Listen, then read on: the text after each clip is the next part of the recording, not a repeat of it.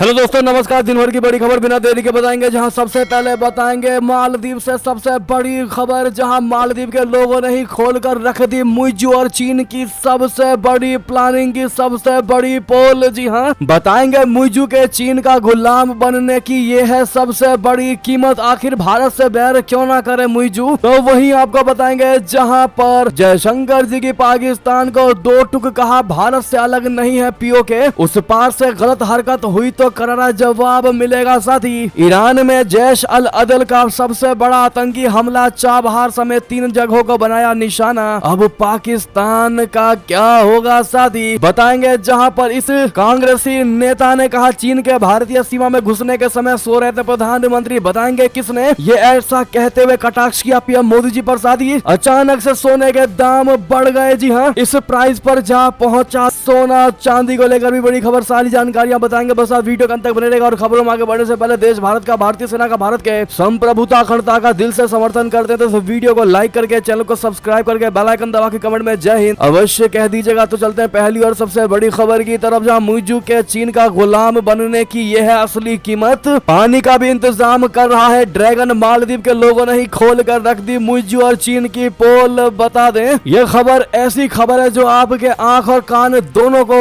कुछ समय के लिए खोल कर रख देगा। जी हाँ, फिर आप भी कहेंगे कि यही सबसे बड़ी वजह है कि मुइज़ू भारत के साथ बैर कर रहा है, भारत विरोधी चाल चल रहा है। आपको बता दें, चीन के गुलाम मोहम्मद मुइज़ू ने मालदीव का राष्ट्रपति बनते ही इस द्वीपीय देश में चीन के मंसूबों पर काम करना शुरू कर दिया था। मुइज़ू इसके लिए चीन से पूरी कीमत वसूल रहे हैं। इसके बदले में चीन मुइज़ू की हर छोटी से बड़ी जरूरत पूरी कर रहा है। मुइज़ू के लिए चीन पानी का इंतजाम भी कर रहा है। हाल ही में चीन ने मालदीव के लिए 1500 टन पानी भेजा था, जिससे उसके कब्जे वाले क्षेत्र तिब्बत के ग्लेशियर से लाया गया था। इस बारे में अब सबसे बड़ा खुलासा ये हुआ है कि ये पीने का पानी मालदीव के लोगों के इस्तेमाल के लिए नहीं, बल्कि चीन के राष्ट्रपति मुइज़ू के पर्सनल यूज के लिए, यानी निजी इस्तेमाल के लिए भेजा था चाइना ने। जी हाँ दोस्तों, ये सबसे बड़ा खुलासा किसी और ने नहीं बल्कि खुद मालदीव के लोगों ने किया है। जी हाँ, वो 1500 टन पानी मुइज़ू के पर्सनल इस्तेमाल के लिए चाइना ने भेजा था। जी हाँ दोस्तों, मालदीव के सरकारी मीडिया ने 27 मार्च को बताया था कि चीन के तिब्बत स्वायत्त शासी क्षेत्र ने मालदीव को 1500 टन पीने का पानी का दान दिया है, जिसका उद्देश्य द्वीपों पर पानी की कमी को कम करना है। लेकिन मालदीव के कुछ सोशल मीडिया यूजर्स ने मोहम्मद मुइज़ू की पोल खोलकर रख दी है और बताया है कि चीन का दान राष्ट्रपति मुइज़ू के निजी इस्तेमाल के लिए था। बहरहाल दोस्तों, ऐसे में इस सबसे बड़े खुलासे को लेकर आपकी क्या राय होगी, और अगर वाकई में ऐसा है जैसा मालदीव के लोग बता रहे हैं, तो अब आप समझ सकते हैं कि भारत से कन्नी क्यों काट रहे हैं मुइज़ू, क्योंकि भारत कभी भी ऐसे पर्सनल सुविधाएं चाहकर भी मुहैया नहीं कराएगा, क्योंकि भारत का कुछ असूल है। ऐसे में मुइज़ू जिस प्रकार से मालदीव के राष्ट्रपति बने हैं, वो मालदीव को आगे ले जाने के लिए नहीं बल्कि अपना फायदे के लिए राष्ट्रपति बने, और जनता की आंखों में उन्होंने धूल झोंका है, क्योंकि जनता टैक्स देती है और उस पैसे से सरकार बड़े बड़े डील साइन करती है। लेकिन पहली बार सुनने को मिला है कि डील ऐसा साइन किया गया है कि राष्ट्रपति अपना पर्सनल फायदा ले रहा है। बैलेंस पर आपकी राय तो दोस्तों बनती ही है। चलते अगली बड़ी खबर की तरफ, जहां भारत से अलग नहीं है पीओके, जयशंकर जी की पाकिस्तान को दो टुक कहा, उस पार से गलत हरकत हुई तो करारा जवाब मिलेगा। जी हां, विदेश मंत्री जयशंकर जी ने पीओके और आतंकवाद को लेकर भारत का रुख स्पष्ट किया है। विदेश मंत्री का कहना है कि पीओके भारत का अभिन्न अंग है। उन्होंने कहा कि ये सिर्फ भारतीय जनता पार्टी का नहीं बल्कि पूरे देश का रुख है। विदेश मंत्री ने कहा कि पाकिस्तान को लेकर मुख्य चिंता आतंकवाद है। ऐसे में अगर पड़ोसी देश की तरफ से सीमा पार कुछ भी गलत हरकत हुई तो उसका करारा जवाब दिया जाएगा। उन्होंने कहा कि हम आतंकवाद को नजरअंदाज नहीं करेंगे, और जब भी आतंकवाद पैर फैलाएगा तो हम इससे निपटेंगे, क्योंकि यही हमारा रिकॉर्ड रहा है। तिरुवनंतपुरम में एक संवाददाता सम्मेलन को संबोधित करते विदेश मंत्री जयशंकर जी ने कहा कि पीओके के मुद्दे पर यह किसी एक पार्टी की स्थिति नहीं बल्कि पूरे देश की स्थिति है। उन्होंने कहा कि इसको लेकर भारत की संसद ने एकजुट रुख अपनाया है। देश के हर राजनीतिक दल ने उस रुख का समर्थन किया, इसीलिए हम ये कभी स्वीकार नहीं करेंगे कि पीओके भारत का हिस्सा नहीं है। जी हाँ, ऐसे में आप भी कमेंट में लिख दीजिएगा पीओके भारत का था, है और हमेशा रहेगा। नेक्स्ट खबर बता दें, ईरान में जैश अल अदल का सबसे बड़ा आतंकी हमला, चाबहार समेत 3 जगहों को बनाया निशाना। अब पाकिस्तान का क्या होगा, ये सोचने वाली बात। संकट में क्यों पाकिस्तान? दरअसल ईरान में बड़ा आतंकी हमला हुआ है। सुन्नी बलूच समूह जैश अल अदल ने साउथ ईस्ट ईरान में 3 सैन्य चौकियों को निशाना बनाया है। इस हमले में 3 सेना के जवानों और 10 अन्य लोगों के मारे जाने की खबर है। यह हमला ईरान के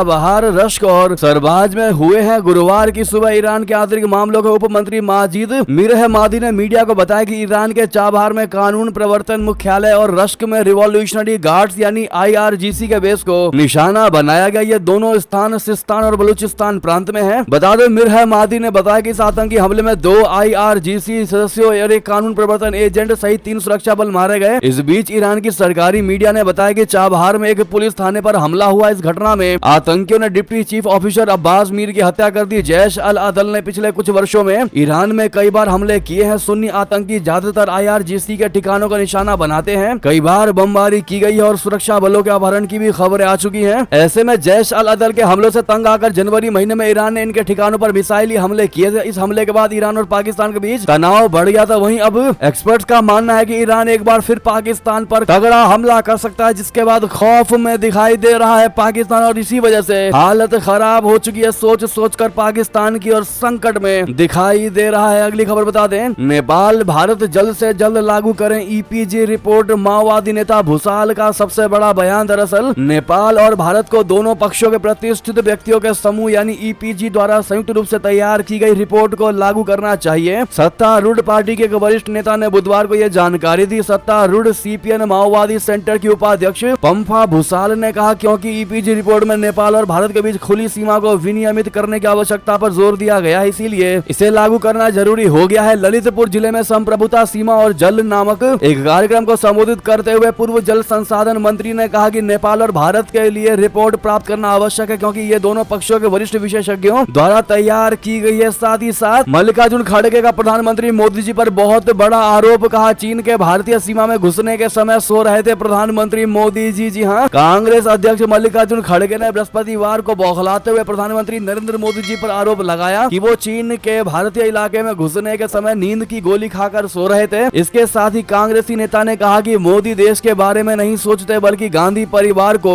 गालियां देते रहते हैं। खड़गे ने कहा कि मोदी हर किसी को डरा रहे हैं और झूठों के सरदार हैं। खड़गे चित्तौड़गढ़ में कांग्रेस उम्मीदवार उदय लाल आंजना के समर्थन में आयोजित चुनावी सभा को संबोधित कर रहे थे। उन्होंने ये भी आरोप लगाया कि मोदी उस आजादी, लोकतंत्र व संविधान को कुचलने की कोशिश कर रहे हैं जिसके कारण ऊपर आए और सम्मान पाए। प्रधानमंत्री पर कटाक्ष करते हुए खड़गे ने कहा कि मोदी जी कहते हैं कि 56 इंच की छाती है मेरी, मैं नहीं डरूंगा। अरे भाई, आप नहीं डरते फिर चीन को हमारा बहुत सा भाग क्यों छोड़े? वो अंदर घुस के आ रहे हैं, आप क्या नींद ले रहे हो? क्या नींद की गोली खाए हो? क्या राजस्थान के खेतों में से अफीम ले जाके क्या या वो खिलाए हैं क्या? उन्होंने कहा तो मोदी देश के लिए कभी कुछ सोचते नहीं, सिर्फ गांधी परिवार को गालियां देना, हमको गालियां देना, यही काम करते हैं। ऐसे में दोस्तों मल्लिकार्जुन खड़गे के बयान में पूरे तरीके से मोदी जी को लेकर, केंद्र सरकार को लेकर बौखलाहट दिखाई दी है। इस पर आपकी क्या निजी प्रतिक्रिया होगी कमेंट में जरूर बताइएगा। अगली खबर आपको बता दें, जहां पुतिन का यू टर्न, अब कहा इस्लामी कट्टरपंथी नहीं कर सकते रशिया पर हमला। जी हाँ, रशिया के व्लादिमीर पुतिन ने अपने ही बयान पर यू टर्न ले लिया है। पुतिन ने क्रोका सिटी हॉल नरसंहार को लेकर कहा है कि यह नरसंहार देश की अखंडता को कमजोर करने के लिए किया गया था। इसके अलावा इस हमले का कोई और उद्देश्य नजर नहीं आता। पुतिन ने यह भी कहा कि कुछ भी हो जाए लेकिन इस्लामिक कट्टरपंथी कभी रशिया को निशाना नहीं बना सकते। जी हाँ, रूस के राष्ट्रपति व्लादिमीर पुतिन गुरुवार को रूसी ट्रेड यूनियन महासंघ के एक सम्मेलन को संबोधित कर रहे थे। पुतिन ने रशिया को अंतर धार्मिक सद्भाव और एकता का अनूठा उदाहरण बताते हुए कहा कि रशिया न सिर्फ घरेलू स्तर पर बल्कि विदेशों में भी इस्लामिक मूल्यों को स्वीकार करता है। ऐसे में साफ है कि रूस इस्लामिक कट्टरपंथियों के हमलों का निशाना नहीं बन सकता। तो वहीं आपको बता दें, फ्रांस के राष्ट्रपति ने किया सबसे बड़ा दावा, कहा पेरिस ओलंपिक को निशाना जरूर बनाएगा रशिया, मुझे इसमें कोई शक नहीं। जी हाँ, फ्रांस के राष्ट्रपति इमैनुअल मैक्रोन ने गर्मियों में होने जा रहे पेरिस ओलंपिक को निशाना बनाए जाने की आशंका जाहिर की। फ्रांसीसी राष्ट्रपति का शक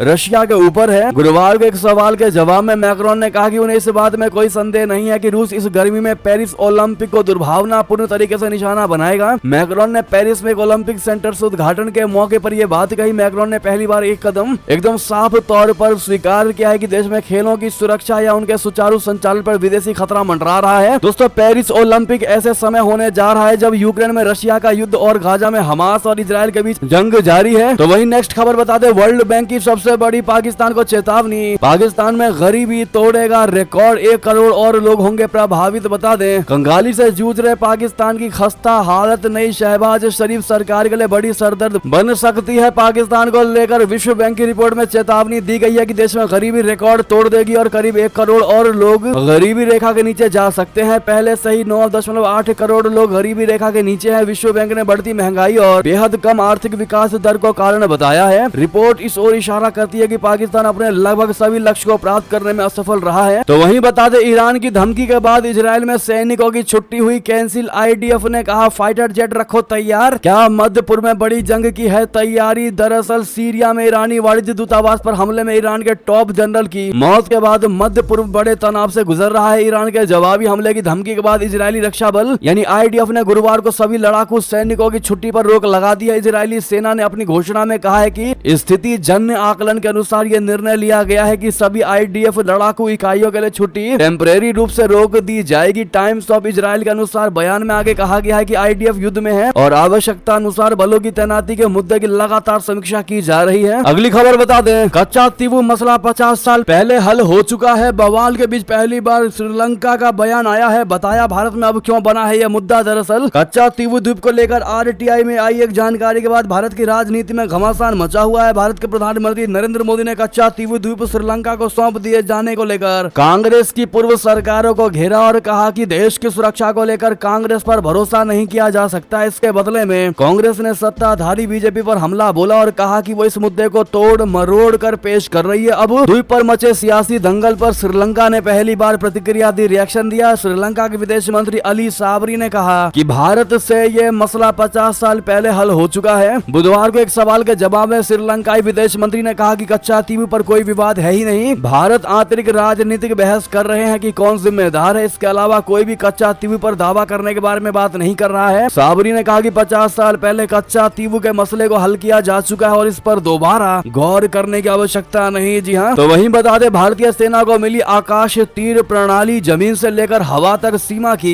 हिफाजत करना होगा बेहद आसान। जी हाँ, भारतीय सेना की वायु रक्षा कोर को गुरुवार को आकाश तीर परियोजना के तहत कमांड और कंट्रोल सिस्टम मिला है। इस प्रणाली की मदद से देश की जमीन से लेकर आसमान तक की हिफाजत सेना के लिए आसान हो जाएगी। इसे भारत इलेक्ट्रॉनिक्स लिमिटेड ने विकसित किया है। रक्षा मंत्रालय ने पिछले BEL के साथ इस प्रणाली के विकास के लिए 1982 करोड़ रुपए का समझौता किया था। सूत्रों ने यह जानकारी दी। ये एक स्वचालित वायु रक्षा नियंत्रण और रिपोर्टिंग प्रणाली है। इसमें सेंसर व रडार का नेटवर्क है जो दुश्मन के विमान, जेट, हेलीकॉप्टर, ड्रोन व मिसाइलों के बारे में तुरंत अलर्ट जारी करते हैं। तो वहीं नेक्स्ट खबर बता दें, क्या है ब्लू इकोनॉमी जिसके लिए चीन के चक्कर लगा रहा है एशियान नेता। जी हाँ, आसियान देशों के नेता चीन के चक्कर लगा रहे हैं। राष्ट्रपति चुनाव में जीत हासिल करने के बाद इंडोनेशिया के नवनिर्वाचित राष्ट्रपति प्रबोवो सुबियांतो अपनी पहली विदेश यात्रा पर चीन गए। यहाँ दोनों देशों में द्विपक्षीय बातचीत भी हुई। मंगलवार से लाओस के उप प्रधानमंत्री सेलू मक्से कोमा सिथ भी चीन पहुंच गए हैं। वियतनाम के विदेश मामलों के मंत्री बुईथान सोन और तिमोर लेस्ते के बेंटिडो डोस सेंटोस फ्रिटास भी चीन की यात्रा करने वाले हैं। चीन में आसियान देशों की दिलचस्पी लगातार बढ़ रही है। चीन इसे आसियान देशों के साथ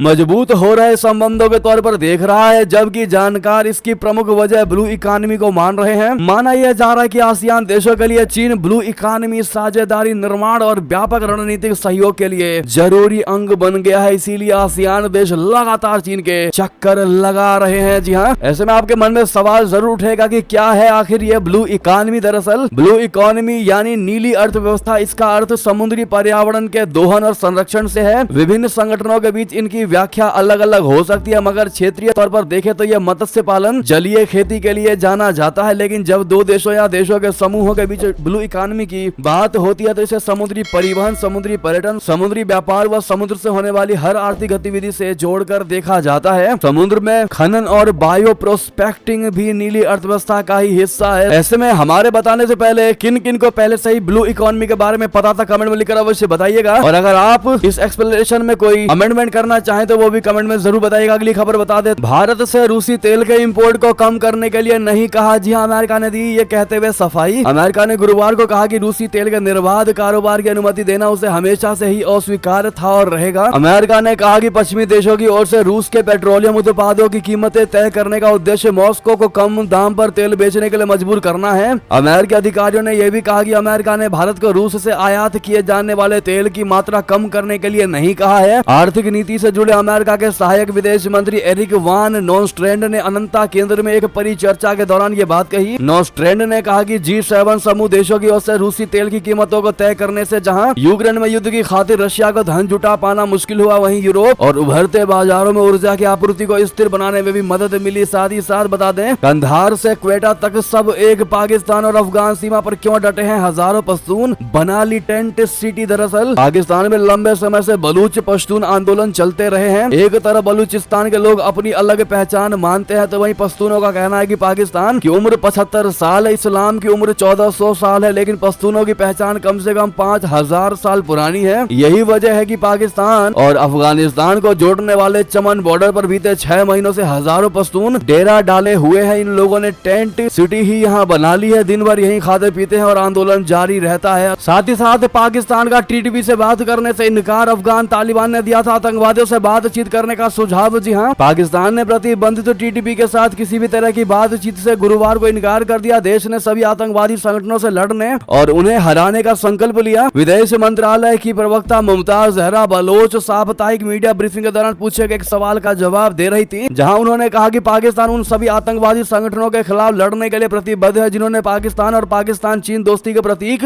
CPEC को निशाना बनाया है। उन्होंने कहा कि सुरक्षा को बढ़ाने के बाद पाकिस्तान में चीन की परियोजनाएं चालू है। साथ ही साथ अगली खबर बता दें, अमेरिकी राष्ट्रपति चुनाव से पहले जो बाइडेन को तगड़ा झटका। वॉल स्ट्रीट जर्नल के सर्वेक्षण में 7 में से 6 बैटल ग्राउंड पर ट्रंप निकले आगे। जी हाँ, अमेरिकी राष्ट्रपति चुनाव से पहले जो बाइडेन को तगड़ा झटका लगा है। वॉल स्ट्रीट जर्नल के एक चुनावी सर्वेक्षण में पूर्व राष्ट्रपति डोनाल्ड ट्रंप 7 में से 6 बैटल ग्राउंड स्टेट्स में आगे निकल गए हैं। इससे बाइडेन के होश फाख्ते हो गए। वॉल स्ट्रीट जर्नल के सर्वेक्षण से पता चला है कि मतदाता राष्ट्रीय अर्थव्यवस्था से मोटे तौर पर असंतुष्ट है, डिससेटिस्फाइड है और बाइडेन की क्षमताओं और नौकरी के प्रदर्शन को लेकर गहरे संदेह में है। बता दें कि अमेरिका में इसी वर्ष नवंबर में राष्ट्रपति चुनाव होना है। उससे पहले ये एक नवीनतम जनमत सर्वेक्षण है। इसके अनुसार राष्ट्रपति जो बाइडेन 7 युद्ध क्षेत्रों में से 6 में से अपने मुख्य प्रतिद्वंदी डोनाल्ड ट्रंप से पीछे चल रहे हैं। साथ ही साथ क्या लगता है दोस्तों आपको, क्या होगा इस बार अमेरिका राष्ट्रपति चुनाव में? कौन जीतेगा, कौन होगा अगला राष्ट्रपति? अपना सुझाव जरूर दीजिएगा, कौन होना चाहिए बेसिकली। साथ ही साथ नेक्स्ट खबर बता दें, जहाज पर मौजूद भारतीय दल को वापसी के लिए करना होगा और भी ज्यादा इंतजार। जी हाँ, बाल्टीमोर ब्रिज एक्सीडेंट को लेकर बड़ी खबर। बाल्टीमोर के फ्रांसिस स्कॉट की ब्रिज के ढहने के एक हफ्ते बाद भी दुर्घटना में शामिल डाली। जहाज पर 21 लोग मौजूद हैं, सभी की हालत ठीक बताई जा रही है। वायोन की रिपोर्ट के मुताबिक सिनर्जी मरीन ग्रुप के एक प्रतिनिधि ने 26 मार्च को बताया कि चालक दल के एक सदस्य के सिर पर खरोंच थी, बाकी सभी लोग ठीक हैं। जी हाँ दोस्तों, इस बात का खुलासा हुआ है कि जब तक स्थानीय अधिकारी घटना की जांच पूरी नहीं कर लेते, चालक दल के सभी 21 सदस्य जहाज पर ही रहेंगे। नेक्स्ट खबर बता दें, रूसी दूत डेनिस अलीपोव ने भारत की पहली अंतरिक्ष उड़ान की 40वीं वर्षगांठ पर दी शुभकामनाएं। जी हाँ, भारत में रूसी राजदूत डेनिस अलीपोव ने बुधवार को सोवियत सोयूज T-11 अंतरिक्ष यान पर पहली भारतीय अंतरिक्ष उड़ान की 40वीं वर्षगांठ पर सभी भारतीयों को शुभकामनाएं दी। इसके अतिरिक्त भारत में रूसी दूतावास ने उस अंतरिक्ष मिशन को भी याद किया जिसमें विंग कमांडर राकेश शर्मा और 2 रूसी अंतरिक्ष यात्री सवार थे। ऐसे में आप लोग भी अंतरिक्ष यान पर पहली भारतीय अंतरिक्ष उड़ान की 40वीं वर्षगांठ पर उन सभी भारतीयों को शुभकामनाएं अवश्य दीजिएगा, कांग्रेचुलेशन कहना मत भूलिएगा। नेक्स्ट खबर बता दें, पाकिस्तान में लाहौर हाई कोर्ट के 3 जजों को मिला सफेद पाउडर वाला धमकी भरा लेटर, खतरनाक रसायन होने की आशंका। जी हाँ, पाकिस्तान में लाहौर हाई कोर्ट के 3 जजों को सफेद पाउडर के साथ बुधवार को धमकी भरा पत्र मिला है। इसके पहले इस्लामाबाद हाई कोर्ट के जजों को भी ऐसा ही पत्र मिला था। न्यायालय के पंजीयक कार्यालय ने इस पत्र की पुष्टि की है। पंजाबा प्रांत के एक वरिष्ठ पुलिस अधिकारी ने बताया कि पत्र के साथ मिले पाउडर को जांच के लिए लैब में भेजा गया है। साथ ही साथ अगली खबर बता दें, जहां पर 100% जिम्मेदारी सत्ताधारी दल की संदेश खाली मामले में ममता सरकार पर भड़क गया कोर्ट। कहा यह बहुत ही शर्मनाक। जी हाँ, पश्चिम बंगाल के संदेश खाली इलाके में महिलाओं के साथ हुए अत्याचार के मामले में सुनवाई करते हुए कलकत्ता हाई कोर्ट ने गुरुवार को ममता बनर्जी सरकार को जमकर फटकार लगाई। कोर्ट ने 2 टूक कहा है कि यदि किसी नागरिक की सुरक्षा को खतरा है तो फिर 100% जिम्मेदारी सत्ताधारी दल की है। दोस्तों, कलकत्ता हाई कोर्ट संदेश खाली से जुड़े जनहित मामले की सुनवाई कर रहा था। मुख्य न्यायाधीश शिव ज्ञानव और न्यायमूर्ति हिरणम्य भट्टाचार्य के खंडपीठ ने इस मामले में दायर कुल 5 जनहित याचिकाओं पर सुनवाई की। ऐसे में ममता बनर्जी को जमकर फटकार लगाई है कोर्ट ने। साथ ही आपको बता दें, ममता बनर्जी की फिसली जुबान, टीएमसी विधायक के बिगड़े बोल, बंगाल में खूब चढ़ा सियासी पारा। दरअसल लोकसभा चुनाव 2024 का बिगुल फूंका जा चुका है। सियासी पार्टियां अपने अपने स्टार प्रचारकों के जरिए लोगों के बीच पहुंच रही हैं। गुरुवार को पश्चिम बंगाल के मुख्यमंत्री ममता बनर्जी और प्रधानमंत्री नरेंद्र मोदी के बीच महज 30 किलोमीटर थी। दोनों कुछ बिहार में थे। जनता के बीच अपनी अपनी पार्टी के लिए वोट मांगने पहुंचे थे। गुरुवार दोपहर माथा भांगा की जनसभा में अपने भाषण की शुरुआत में ममता बनर्जी ने केंद्र केंद्र सरकार और प्रधानमंत्री पर निशाना साधा। इस दौरान बोलते हुए ममता बनर्जी की जुबान फिसल गई। उन्होंने कहा कि मैं भूखी रहकर मरना पसंद करूंगी मगर डैश डैश डैश मोदी की तस्वीर वाले राशन को नहीं खाऊंगी। अब ममता बनर्जी के इस बयान को लेकर भाजपा हमलावर हो गई है। ममता बनर्जी की टिप्पणी पर तंज कसते हुए भाजपा आईटी सेल के प्रमुख अमित मालवीय ने एक्स पर लिखा कि लिंगवादी टिप्पणियां करने में ममता बनर्जी और ज्यादा नीचे गिर गई है। उन्होंने प्रधानमंत्री के लिए अपमानजनक शब्द का इस्तेमाल किया है। जी हाँ, ऐसे में आपको मालूम ही होगा दोस्तों जुबान फिसल करके ममता बनर्जी ने क्या कहा था। साथ ही साथ आपको ये भी बता दें, बंगाल के कूच बिहार में पीएम मोदी का टीएमसी पर बड़ा हमला। कहा संदेश खाली का गुनहगारों को जेल में काटनी होगी जिंदगी। पश्चिम बंगाल के कूच बिहार में पीएम मोदी जी के सार्वजनिक रैली में उन्होंने कहा कि सबसे पहले मैं ममता दीदी का आभार व्यक्त करना चाहता हूं। 2019 में एक रैली को संबोधित करने के लिए मैं इसी मैदान पर आया था। उस समय उन्होंने इस मैदान को आकार में छोटा करने के लिए इसके बीच में एक मंच का निर्माण करवाया था। उस समय मैंने कहा था कि जनता इसका जवाब देगी। पीएम मोदी ने कहा कि इस बार ममता दीदी ने कोई बाधा नहीं डाली और आज मुझे आप सभी से मिलने का मौका मिला। मोदी जी ने कहा कि 10 साल में जो विकास हुआ है वो तो सिर्फ ट्रेलर है। मेरे विरोधी कहते हैं कि मोदी का कोई परिवार नहीं है। मोदी के लिए मेरा भारत मेरा परिवार है। पूरे बंगाल और देश ने देखा कि कैसे संदेश खाली के गुनहगारों को बचाने के लिए पूरी ताकत लगा दी गई थी। संदेश खाली की महिलाओं के साथ जो हुआ वो टीएमसी के अत्याचारों की पराकाष्ठा थी। बीजेपी ने तय किया है कि संदेश खाली के गुनहगारों को सजा दिलवा कर रहेंगे। उन्हें अब अपनी जिंदगी जेल में ही काटनी पड़ेगी। जी हाँ, ऐसे में मोदी जी के बातों पर किन किन को विश्वास है कमेंट में लिखकर अवश्य बताइएगा। और आपके हिसाब से कौन होगा अगला प्रधानमंत्री भारत देश का लोकसभा चुनाव के बाद कमेंट में लिखकर अवश्य बताएगा। साथ ही साथ अमित शाह जी से नहीं मिल पाए तो निर्दलीय चुनाव लड़ने का ऐलान, जिद पर अड़े ईश्वरप्पा। दरअसल लोकसभा चुनाव से पहले कर्नाटक राज्य में बीजेपी की टेंशन लगातार बनी हुई है। पार्टी के कद्दावर नेता और पूर्व उप मुख्यमंत्री के.एस. ईश्वरप्पा निर्दलीय चुनाव लड़ने की जिद पर अड़े हैं। उन्होंने कहा कि वो केंद्रीय गृह मंत्री अमित शाह से मिलना चाह रहे थे लेकिन ऐसा हो नहीं पाया। ईश्वरप्पा ने आरोप लगाया कि एक तरफ पीएम मोदी कांग्रेस पर परिवारवाद का आरोप लगाते हैं, वहीं कर्नाटक बीजेपी में सत्ता की चाबी एक परिवार के पास है। ईश्वरप्पा ने बीएस येदियुरप्पा पर निशाना साधा है। उन्होंने शिवमोगा सीट से येदियुरप्पा के बेटे और मौजूदा सांसद बीवाई राघवेंद्र के खिलाफ चुनाव लड़ने की घोषणा की है। साथ ही साथ प्रधानमंत्री नरेंद्र मोदी जी का लालू पर हमला। कहा नौकरी के नाम पर गरीबों की जमीन ले रहे थे, रोड नहीं बनने देते थे। जी हाँ, प्रधानमंत्री नरेंद्र मोदी जी ने राष्ट्रीय जनता दल के राष्ट्रीय अध्यक्ष लालू प्रसाद यादव के बेटे तेजस्वी यादव को भी सीधा जवाब दिया। उन्होंने कहा कि उनके समय गरीबों को नौकरी देने के नाम पर जमीन लिखवा ली जाती थी। नीतीश जी भी रेल मंत्री थे, उन पर तो कभी ऐसा दाग नहीं लगा। जिनकी पहचान अपहरण उद्योग की रही हो वो सड़क नहीं बनने देते थे। वो बिहार को लालटेन युग में रखना चाहते हैं, जबकि हम नीतीश कुमार के साथ रहकर बिहार में सड़क और हाईवे बना रहे हैं। बहरहाल अगली खबर आपको बता दें, जहां पर सुशील कुमार मोदी से पहले भी कई नेता हो चुके हैं कैंसर पीड़ित। जी हां, भाजपा के वरिष्ठ नेता और बिहार के पूर्व उप मुख्यमंत्री सुशील कुमार मोदी ने ट्वीट कर जानकारी दी है कि वो कैंसर से पीड़ित है। उन्होंने बताया कि वे पिछले 6 महीनों से कैंसर से जूझ रहे हैं और उन्होंने प्रधानमंत्री नरेंद्र मोदी को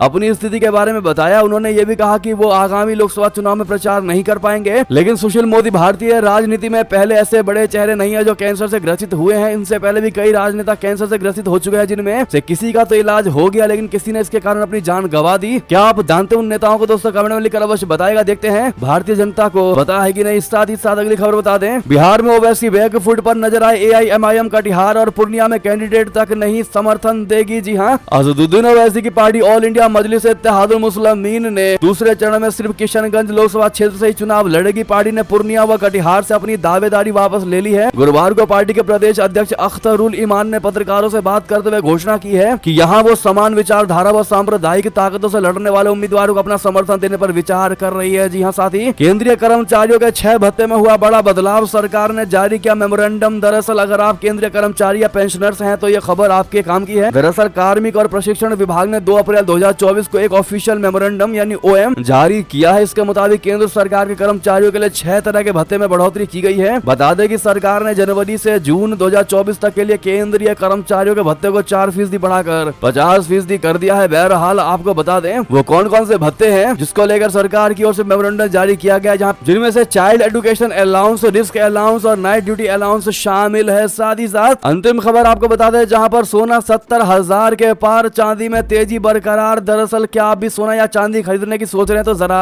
रुक जाइए, क्योंकि आज गोल्ड ने नया ऑल टाइम हाई रिकॉर्ड बना दिया है। जी हाँ, सोने के भाव आज 70,000 के पार पहुंच गए हैं। 24 कैरेट गोल्ड के प्राइस में 600 रुपए की बढ़ोतरी हुई है। दूसरी तरफ चांदी में भी पिछले कई दिनों से लगातार तेजी बरकरार है। सिल्वर के प्राइस आज 1,000 रुपए बढ़ गए, जिसके बाद चांदी 82,000 रुपए प्रति किलोग्राम पर पहुंच गई है। जी हाँ, तो वहीं अब आपके मन में सवाल ये होगा कि 24 कैरेट का तो बता दिया, 22 और 18 कैरेट गोल्ड का क्या रेट चल रहा है। तो 22 कैरेट गोल्ड का रेट आज 64,600 रुपए प्रति 10 ग्राम बना हुआ है, जबकि 18 कैरेट सोने के भाव में 410 रुपए का उछाल आया है, जिसके बाद भाव 52,850 रुपए पर पहुंच गए हैं। जी हाँ, बाकी चांदी की रेट हमने आपको बता ही दिया। आपको ये खबरें कैसी लगी दोस्तों कमेंट में लिखकर अवश्य बताएगा। बहरहाल ये भी सारी बड़ी खबरें, खबर जरा भी अच्छी लगी तो वीडियो को लाइक करके चैनल को सब्सक्राइब करके बेल आइकन दबा के कमेंट में जय हिंद जय भारत अवश्य कहिएगा, और वीडियो को दोस्तों भाइयों में साथियों रिश्तेदारों में शेयर करना बिल्कुल मत भूलिएगा। मिलता अगली बड़ी खबर में, बहुत बहुत धन्यवाद।